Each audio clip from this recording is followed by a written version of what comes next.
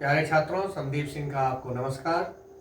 और आज हम दूसरे अध्याय की शुरुआत करने जा रहे हैं। हमने बारहमास, प्रतिशत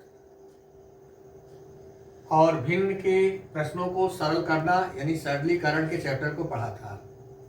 आज हमारा दूसरा चैप्टर है अनुपात समानुपात।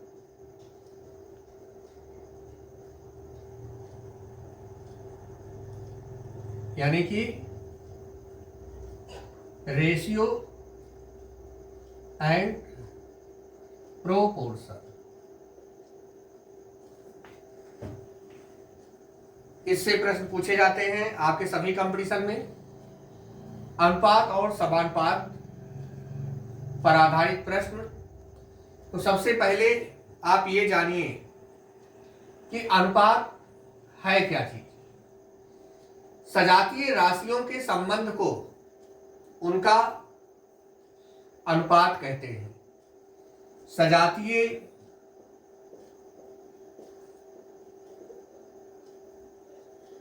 राशियों के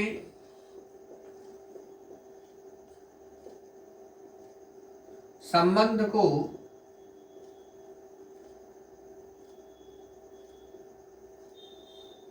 उनका अनुपात कहते हैं।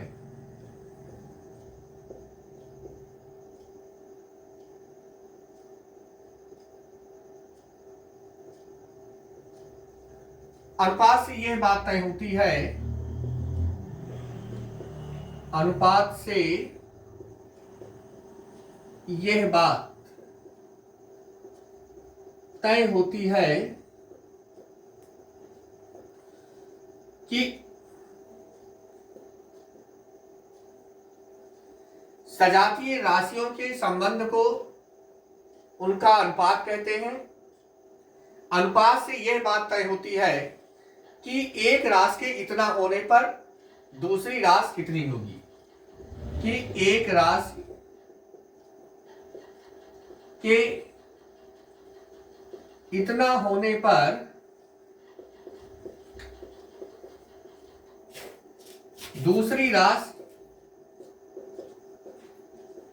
कितनी होगी, या दूसरी राशि के इतना होने पर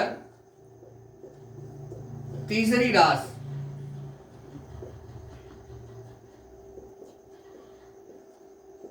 कितनी होगी।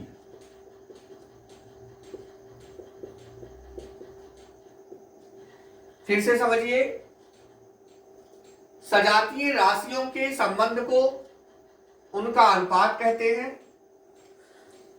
अनुपात से यह बात तय होती है कि एक राशि के इतना होने पर दूसरी राशि कितनी होगी, या दूसरी राशि के इतने होने पर तीसरी राशि कितनी होगी। यह है अनुपात की definition. What is the ratio?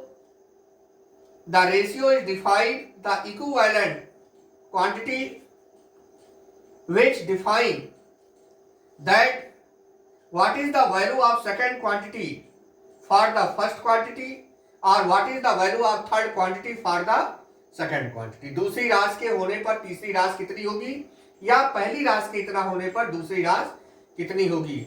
जैसे अगर हम कह दें, उदाहरण, किसी कमरे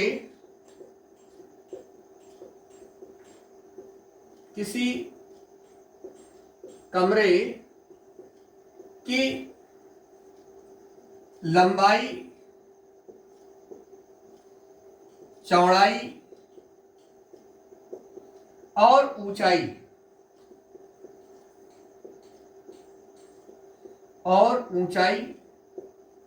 क्रमशः 12 मीटर, 10 मीटर, 8 मीटर है, तो इनका अनुपात क्या होगा। तो इनका अनुपात क्या होगा? ये है पहली राशि के इतने होने पर दूसरी राशि कितनी होगी, दूसरी राशि के इतने होने पर तीसरी राशि कितनी होगी। ये संबंध बताता है कौन? अनुपात बताता है। तो अगर किसी कमरे की लंबाई, चौड़ाई और ऊंचाई क्रमशः 12 मीटर, 10 मीटर और 8 मीटर है, तो इनका अनुपात क्या होगा? तो हम कैसे निकालेंगे? 12:10:8। क्या अनुपात होगा इनमें? देखिए, एक उभयनिष्ठ गुणनखंड इनका ले लेंगे तो 12 को लिख सकते हैं 2 दूनी 4 तिहाई 12। 10 को आप लिख सकते हैं 2 गुणे 5 और 8 को आप लिख सकते हैं 2 गुणे 2 गुणे 2। तो इसका एचसीएफ यानी कि मासा क्या होगा? उभयनिष्ठ गुणनखंड इसका जो एक आया है वो आया है 2। इन तीनों राशियों का एचसीएफ है, इसलिए 2 से इन तीनों को काट देंगे तो 2 छंग 12, 2 पंचे 10 और 2 चौक 8। यानी इसमें कितनी अनुपात होगी? 6:5:4 का अनुपात होगा। यानी कि अगर किसी कमरे की लंबाई, चौड़ाई और ऊंचाई दी जाए और पूछा जाए कि इसकी लंबाई, चौड़ाई और ऊंचाई में कितना अनुपात है, तो आप क्या करेंगे? इसका एक उभयनिष्ठ गुणनखंड यानी कि इसका एचसीएफ मासापा निकाल लेंगे और उससे सबको डिवाइड कर देंगे तो आपको पता चल जाएगा कि इसमें कितना अनुपात होगा। तो इस तरह से आपको अनुपात निकालना आ जाना चाहिए। अब इसका मतलब क्या हुआ कि इसकी लंबाई 6 मीटर, चौड़ाई 5 मीटर और ऊंचाई 4 मीटर है। इस कमरे की लंबाई 6 मीटर, चौड़ाई 5 मीटर तथा ऊंचाई 4 मीटर में होगी। अब अनुपात को पढ़ते समय आपको कुछ बातों का ध्यान रखना है।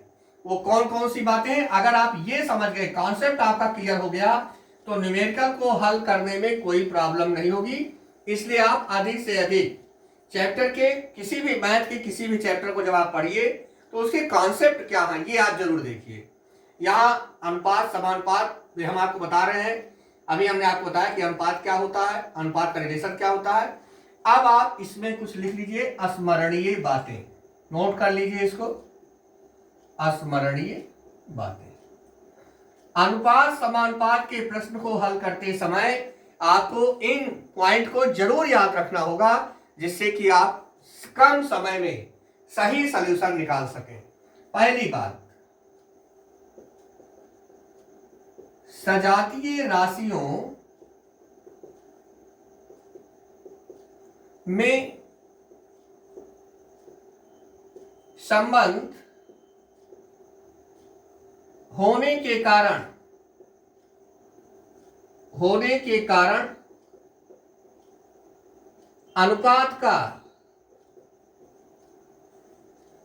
अनुपात का कोई मात्रक नहीं होता है। अनुपात का कोई मात्रक नहीं होता है। ये चीज ध्यान रखिए कि जब आप किसी दो राशियों का अनुपात निकालते हैं तो उसके आंसर में आप मात्रक नहीं लिख सकते। जैसे 4 सेंटीमीटर तथा 8 सेंटीमीटर में क्या अनुपात है? तो 4 सेंटीमीटर अनुपात को आप इस तरह से डिनोट करते हैं। 8 सेंटीमीटर में आप अनुपात निकालने जा रहे हैं तो यहां लिखेंगे 4 सेंटीमीटर और यहां आपने लिख दिया 8 सेंटीमीटर। तो ये सेंटीमीटर आपका कट जाता है। 4 1 जा 4, 4 2 जा 8, यानी यहां पे आ जाता है 1:2। अगर आपने यहां सेम ही लिख दिया तो ये गलत है। सजातीय राशियों में संबंध होने के कारण अनुपात का कोई मात्रक नहीं होता है, इस चीज को ध्यान रखिएगा। तो ये आपका पहला पॉइंट था। दूसरा, सजातीय राशियों के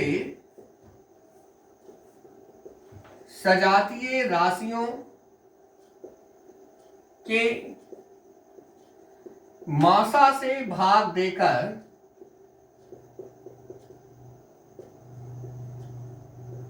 अनुपात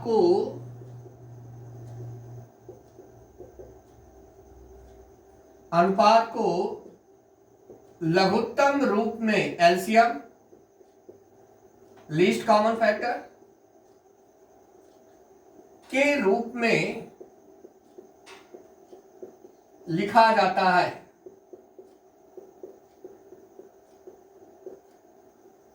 जैसे आपका प्रश्न आ गया, एक प्रश्न आपका आया, किसी प्लाट की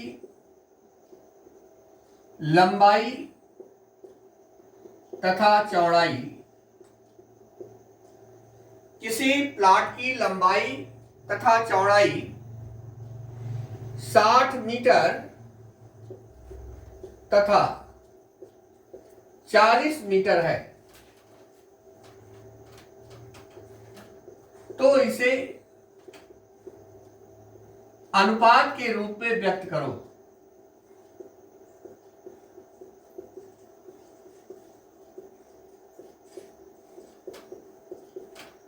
तो देखिए, ये दोनों नंबर 20 से कट रहे हैं, 60/20 और 40/20, यानी 20 इसका हाईएस्ट कॉमन फैक्टर है, इसका एचसीएफ है। अगर 20 से तीनों को भाग दे दिया जाए तो क्या आ जाएगा, 3:2। और वैसे भी आप ये जानिए, ये कट गया, 2 दूनी 4, 2 तिहाई 6, क्या आ गया, 3:2। यानी कि इसको अनुपात के रूप में अगर लिखना होगा तो क्या लिखेंगे, 3:2।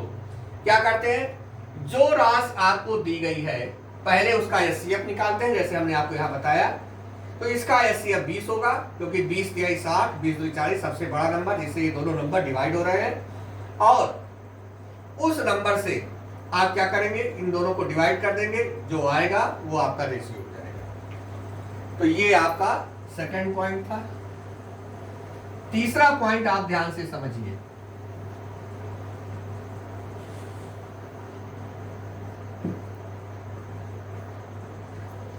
यदि अनुपात के प्रत्येक संख्या में, प्रत्येक पद में एक ही संख्या से गुणा कर दिया जाए,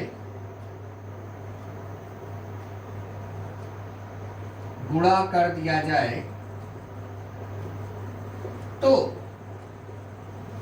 उनके अनुपात पर कोई अंतर नहीं पड़ता है, कोई अंतर नहीं पड़ता है। कह रहे यदि अनुपात के प्रत्येक पद में एक ही संख्या से गुणा कर दिया जाए तो उनके अनुपात पर कोई प्रभाव नहीं पड़ता है। उदाहरण, जैसे हमने ले लिया 2:3:5। अब इसका समतुल्य अनुपात निकालना है, इक्विवेलेंट रेशियो आपको निकालना है। तो कहते हैं कि अगर किसी अनुपात के प्रत्येक पद को किसी एक संख्या से गुणा कर दिया जाए तो उसके अनुपात पर कोई प्रभाव नहीं पड़ता। तो हम 2:3:5 ये 3 संख्या ले लिए और सबको 7 से मल्टीप्लाई कर दिए, सबको हमने 7 से गुणा कर दिया। तो क्या आ गया, ये हो गया 14, 14 आ गया, 3 7 21, 21 आ गया, 35 आ गया। तो ये अनुपात इस अनुपात के इक्विवेलेंट होगा, यानी कि अगर किसी अनुपात के प्रत्येक पद को किसी एक संख्या से ही गुणा कर दिया जाए तो उसके अनुपात पर कोई प्रभाव नहीं पड़ता है। यहां पर भी इन संख्याओं में वही अनुपात होगा जो अनुपात यहां पे दिया गया है। तो ये आपका तीसरा पॉइंट था। अब चौथा पॉइंट आप समझिए, भिन्नात्मक अनुपात। भिन्नात्मक अनुपात को सरल अनुपात, भिन्नात्मक अनुपात को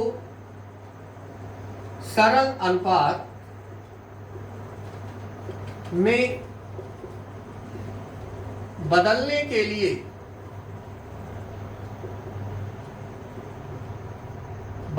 लिए कहते हैं भिन्नात्मक अनुपात को सरल अनुपात में बदलने के लिए क्या करते हैं, उनके हरों का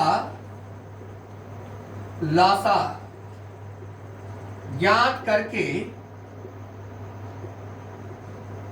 प्रत्येक में गुणा कर देते हैं,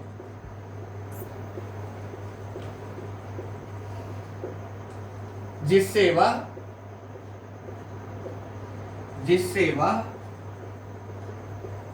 सरल अनुपात में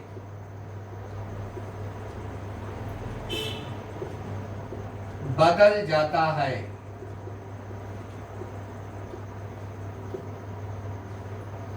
भिन्नात्मक अनुपात को सरल अनुपात में बदलने के लिए उनके हरों का लासा ज्ञात करके प्रत्येक में गुणा कर देते हैं, जिससे वह सरल अनुपात में बदल जाता है। कैसे? जैसे आ गया उदाहरण 1/2, 1/3, 1/4 को क्या करना है, सरल अनुपात में बदलो। ये आपका प्रश्न है। Convert in the simple ratio of the fraction 1/2, 1/3 and 1/4। 1/2, 1/3 और 1/4 को सरल अनुपात में बदलना है। तो सबसे पहले आप इसका लासा निकालेंगे, यानी कि एलसीएम आप ज्ञात करते हैं। एलसीएम ज्ञात करना आपको आता होगा। 2, 3, 4 का लासा 2 से पहले डिवाइड करिए, छोटी संख्या 2 है, 3 वैसे रहेगा, ये कट जाएगा, सम संख्या है। फिर 2 से 1, 3, 1 और फिर 3 से 1, 1, 1। तो क्या आ गया, 2 × 2 × 3, यानी कितना आ गया, 12 आ गया। इसका एलसीएम आपने निकाल लिया कि 12 आया। ठीक, अब 12 से आप क्या करेंगे, इन सभी भिन्नों को आप मल्टीप्लाई कर देंगे, यानी कि गुणा कर देंगे, और वही आपका सरल अनुपात में कन्वर्जन होगा। कैसे? 1/2 × 12, 1/3 × 12, 1/4 × 12। इस तरह से आपने इसको डिनोट कर दिया। अब 2 से आप कैंसिल करेंगे, 2 6 जा 12, 3 4 जा 4, 3 जा, तो क्या आया, 6:4:3, यानी कि 1/2, 1/3 और 1/4 में जब आप इसको सरल अनुपात में बदलेंगे तो उसका मान आएगा 6:4:3।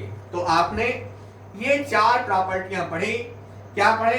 पहली बात, सजातीय राशियों के संबंध में जो अनुपात होता है उस अनुपात का कोई मात्रक नहीं होता है। दूसरा, उनको लघुत्तम रूप में लिखा जा सकता है। तीसरा, मासा किसी एक संख्या से गुणा कर देने पर उसके अनुपात पर कोई प्रभाव नहीं पड़ता है। और चौथा, भिन्नात्मक अनुपात को आप सरल अनुपात में कैसे बदलेंगे।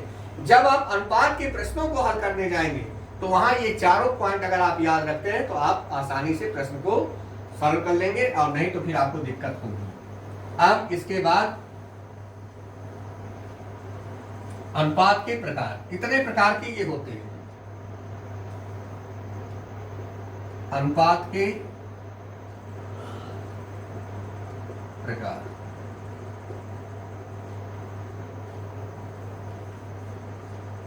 पहला अनुलोम अनुपात होता है।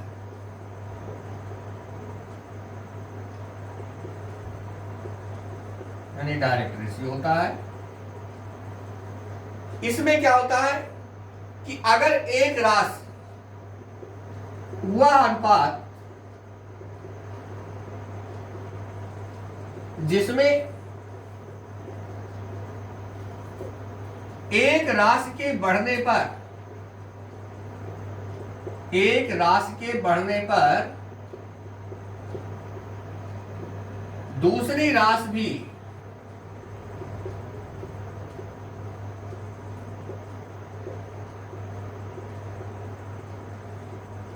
बढ़ती है, या एक राशि के घटने पर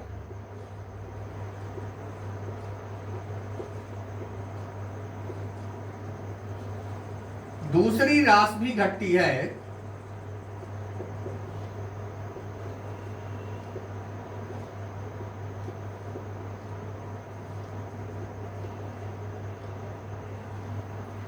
एक राशि के बढ़ने पर दूसरी राशि भी बढ़ती है, या एक राशि के घटने पर दूसरी राशि भी घटती है, तो वहां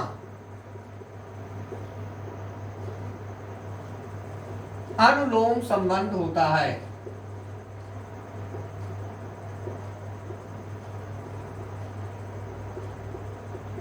जैसे एक एग्जांपल दें आपको, दूरी बराबर होता है चाल गुणे समय। यहां दूरी डिपेंड करना है किस पे? चाल पे और समय पर। अगर चाल को बढ़ा दिया जाए तो दूरी अपने आप बढ़ जाएगी, अगर चाल को घटा दिया जाए तो दूरी भी अपने आप घट जाएगी। तो ये संबंध जो होगा अनुलोम अनुपात का होगा। जैसे अगर समय 10 सेकंड कांस्टेंट हो जाए, ये 10 सेकंड ही है, आपने पहले एग्जांपल में लिया दूरी बराबर और चाल को आपने 20 सपोज कर दिया, 20 मीटर, तो क्या आ गया? 200 मीटर प्रति सेकंड। अब अगर आपने चाल को घटा दिया, आपने 5 कर दिया और टाइम t 10 है, तो ये क्या हो गया? 50 मीटर पर सेकंड। यानी कि अगर एक राशि बढ़ रही है तो दूसरी राशि भी बढ़ेगी, और एक राशि घट रही है तो दूसरी राशि भी घटती है। ऐसे अनुपात को क्या कहते हैं? अनुलोम अनुपात कहते हैं। प्रश्न के लिए हल करने के लिए आपको ये जानकारी रखना बहुत ही जरूरी होता है। आगे जब आप एक्सरसाइज सॉल्व करेंगे तो वहां इसका यूज होगा, इसको जरूर तैयार कर ले। इसके बाद सेकंड होता है विलोमा अनुपात।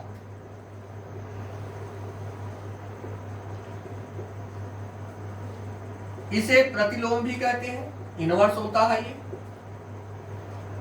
इसमें उसका जस्ट अपोजिट कर देंगे। अगर दिया गया चाल बराबर दूरी बटे समय,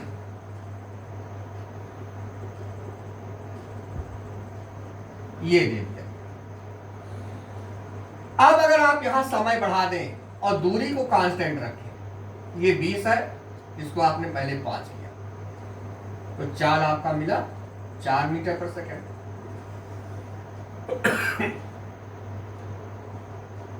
और अगर आपने इसी चाल को 10 कर दिया तो चाल आपका कितना आ गया? 2 मीटर पर सेकंड। क्या देख रहे हैं? जब एक राशि बढ़ रही है, 5 से 10 हो गई, तो चाल क्या हो गया? दूसरी राशि क्या हो गया? डिक्रीज कर गया, 4 से 2 हो गया। यानी प्रतिलोम अनुपात वो अनुपात होता है जिसमें एक राशि के बढ़ने पर दूसरी राशि घट जाती है, या एक राशि के घटने पर दूसरी राशि बढ़ जाती है। तो ये होता है विलोमा अनुपात। अब हम आपको तीसरा बताने जा रहे हैं। तीसरा है मिश्रित अनुपात। मिश्रित अनुपात किसे कहेंगे?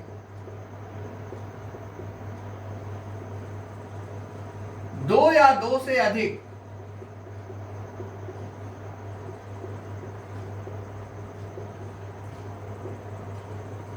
अनुपातों के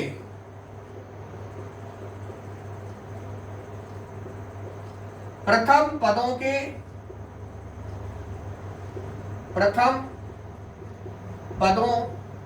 के गुणनफल तथा द्वितीय पदों के गुणनफल में जो अनुपात होगा उसे मिश्रित अनुपात कहते हैं। इसको ध्यान से समझिए।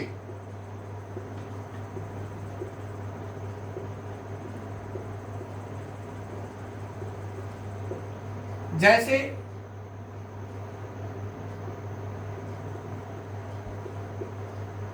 तीन अनुपात एक, एक अनुपात दो और 4:3, ये 3 रेशियो हैं। 3:1, 1:2, 4:3। और कहा जाए कि इनका मिश्रित अनुपात क्या होगा। इनका मिश्रित अनुपात क्या होगा, तो कहते हैं पहले पदों का गुणनफल यानी कि 3, इसका पहला पद 3, इसका पहला पद 1 और इसका पहला पद 4, और दूसरे पदों के गुणनफल यानी कि 1, इसका दूसरा पद 2 और इसका 2। ये आया तो 3 1 जा 3, 4 जा 12 और 2 1 2 3 6। ये जो आया आपका 12:6 यानी कि 2:1, ये इसका मिश्रित अनुपात होता है। तो आज हमने आपको बताया अनुलोम अनुपात, प्रतिलोम और मिश्रित अनुपात। अभी इसमें और अनुपात के प्रकार हैं। नेक्स्ट क्लास में हम उसको डिफाइन करके क्वेश्चन की तरफ बढ़ेंगे। धन्यवाद।